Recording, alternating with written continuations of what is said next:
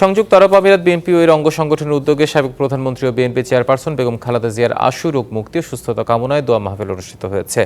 UAE প্রতিনিধি সাইফুল ইসলাম তালুকদার জানান, দুবাইয়ের একটি রেস্টুরেন্টের হলরুমে এই দোয়া মাহফিল ও আলোচনা সভার আয়োজন করা হয়।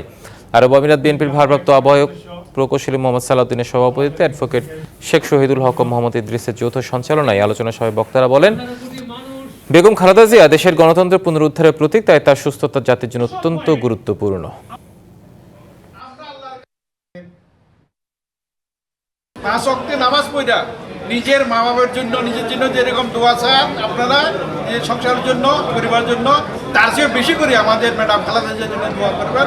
সাবেক প্রধানমন্ত্রী তিনবারের সফল প্রধানমন্ত্রী খালেদা জিয়ার জন্য দোয়া প্রার্থনা করছি। ওনার পথকে অনুসরণ করে আমরা বিএনপিকে সামনে কিভাবে শক্তিশালী করব এবং উনি যেন বেঁচে থাকেন আমাদের মাঝে। আমাদের বাংলাদেশ সমিতি সহ সকল সংগঠনের পক্ষ থেকে দোয়া মাহফিল চলছে এবং পাশাপাশি সাধারণ মানুষ তাদের নিজেদের উদ্যোগে মসজিদে মসজিদে তারা দোয়া। নতুন এবং ফিরে আসা গ্রাহকদের জন্য নগদে চলছে ক্যাশব্যাক সহ প্রতিদিন হাজারো উপহার জেতার সুযোগ। হবে আশা আর ফেরা সারপ্রাইজ সেরা।